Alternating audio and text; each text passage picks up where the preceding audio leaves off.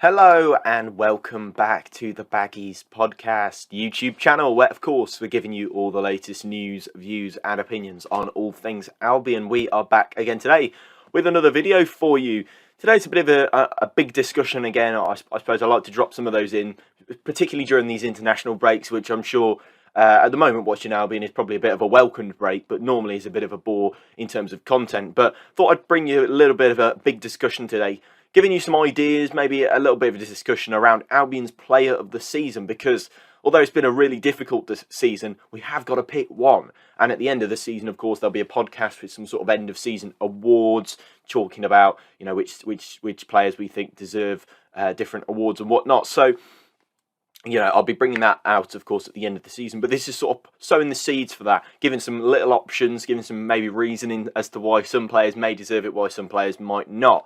But yeah, we'll get straight into this video. But of course, this video is kind of all about you. I'm really curious to hear the consensus really among Albion fans as to who they think is going to win Albion's player of the season. So drop your comments down below. Let me know. It doesn't have to be one of the four options I'm going to give you. It could be any player in the squad. Drop them down below. I'd love to hear them. And make sure you subscribe if you are new. But yeah, if you're new around here, make sure you do subscribe. But also go and follow me on Twitter at thebaggiespodcast, or at Twitter or on Instagram at thebaggiespodcast as well. Because there's so much content going out on there recently. Of course, with the lack of content on YouTube, as it always is with an international break, I'm trying to bring you as much as I can on those various social media platforms. So go into the link in the description, the link tree, and make sure you go and follow us on there. But yeah, let's crack on and chat about Albion's player of the season. You're watching the Baggies Podcast YouTube channel. For match previews, match day vlogs, match reactions, and more, make sure to subscribe to the Baggies Podcast YouTube channel.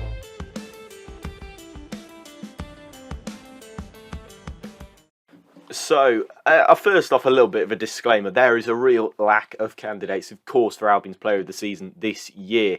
And to be honest, even the four candidates that I've picked out, I'm kind of clutching at straws, really. And it's going to be a real struggle for the club, I think, to pick the real thing. And I'm sure, I don't remember exactly how they do it. Maybe I think there's a supporters one, but you know, I do feel for anybody who sort of has to vote in it, because it's going to be a really difficult decision. It hasn't been a good season for many Albion players. I don't think anybody's really stood out for me, and I think that's why I've got candidates rather than last season. There was sort of either one option or two options, maybe in Matheus Pereira or Sam Johnston with the way they played last season. So I think in this it's just really difficult, and I am clutching at straws here. So bear with me. Let's start off with the first candidate, which I've gone with Connor Townsend, and I thought he's looked pretty decent for large parts of the season. I don't think he's quite had the attacking output that we want from him. Of course, playing largely in that wing-back role, especially under Valen, and now transitioning into that role with Steve Bruce after playing left-back for a little bit. I do think he's good. I think he's a suitable wing-back rather than a full-back. I think he likes to get up and down, but ultimately, for the crossing ability I think we saw at times last season, I think we're sort of seeing a bit of a backlog of that, and not really seeing the attack, reaping the attacking benefits of Connor Townsend in that role. I thought he'd be a lot better, to be honest. I think his crossing is a lot better than it has been this season. But yeah, 2 assists from wing back is probably not what you wanted. I think the same with Furlong. I think he's got a similar amount, and only 8 big chances created from a role that's, you know, at times under Ishmael was pushing up with the strikers to press. And winning chances, but I think he always does give 100%, and I think he has looked average at times this season. However, in a crop of pretty awful performances throughout the season, I think that he does stand out a little bit for me as a potential candidate, although he's not been anywhere near as good as I think he has been over previous years for Albion. So we'll stick Connor Townsend in the mix. Let me know if he's your choice. And we'll move over to somebody who's really bagged the goals this season. Well, I suppose has bagged a few goals this season, which is Karlan Grant, who's the top goal scorer at this point in the season. Had a couple of purple patches during this campaign as well. I think it was during October, November. He scored quite a few winning goals, match-winning goals. Scored 2 against QPR, I think, that won us the game. Maybe one of those was deflected, I think, by all accounts. Scored a winning goal against Hull City. Scored a winning goal against Birmingham City. So yeah, there's quite a few in there where I think he's kind of won us points really with those goals. However, I will say that his overall game is really lacking, whether that's down to him, whether that's down to the role that he's been asked to play in. But for me, he hasn't looked the part that we all thought we were going to get from Huddersfield. I think he's largely pretty anonymous throughout the games, and that's the same for a lot of the strikers that are him and Robinson and Dean Garner have played up front in that front three or front two this season. But for me, don't think he added enough off the ball. But 0.4 goals per game isn't even that. I don't even think it's that fantastic of his goal scoring record in the Championship. And 38.1 touches per game as well is not really enough. If we head over to somebody else later in this video, you'll find out just how many touches a player has to have to be really influential on the game. So for me, Karlan Grant is not probably in that bracket, but of course, his goals have been crucial for us this season. There's no getting away from that. There's no escaping that fact.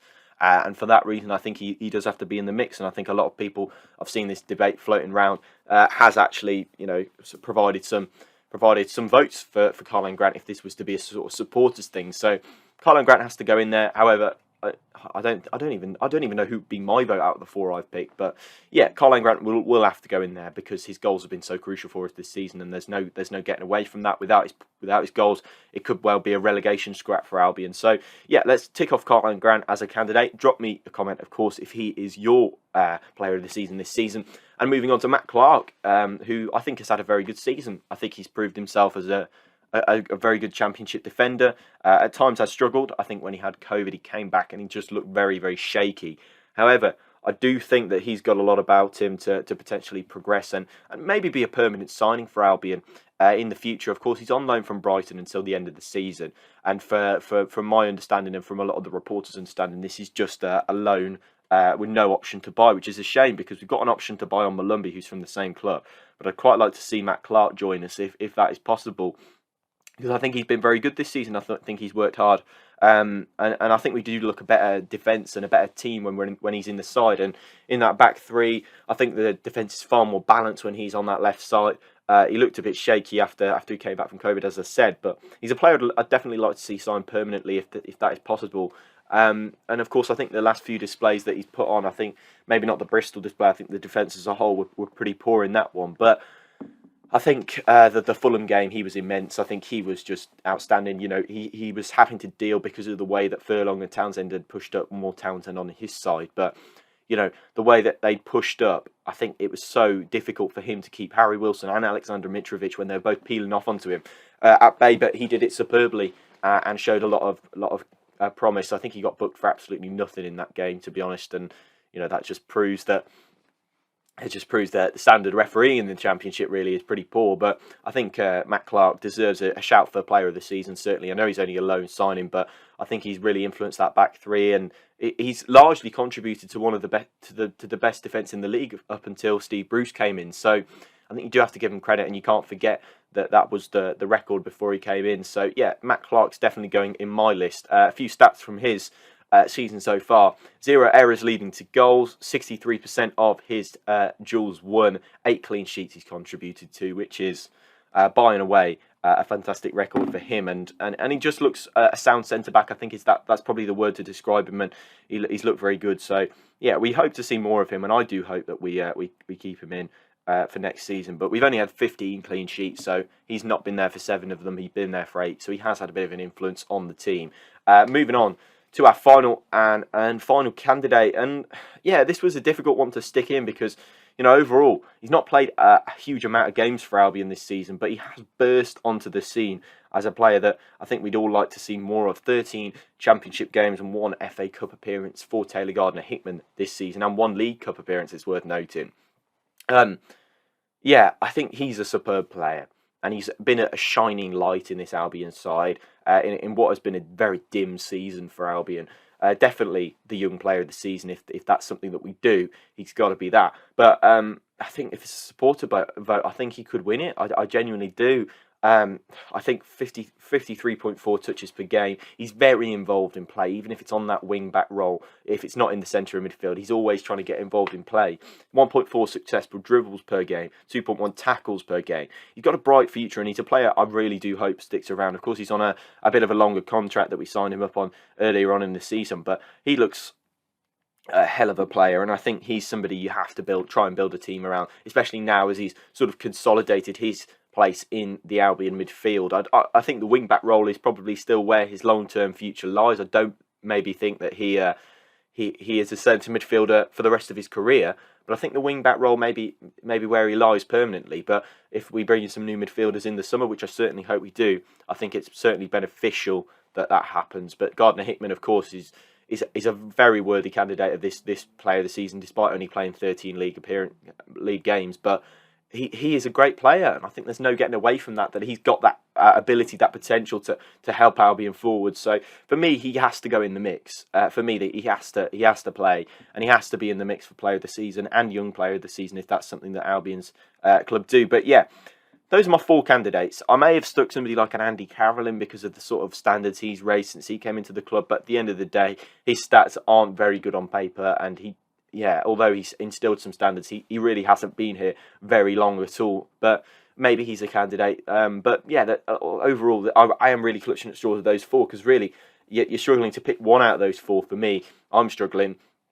Maybe if Gardner-Hickman had played more games, he would, of course, be it. But there's some in there for those 4 candidates. I'm struggling to pick a winner. But, of course, you can do that in the comment section below. Make sure you drop your comments. Make sure you subscribe to the Baggies Podcast YouTube channel for more videos like this. Let me know if there's any videos you'd like to see on the channel. Are there any interviews you'd like to see? Is there anybody you'd like to see me chat with?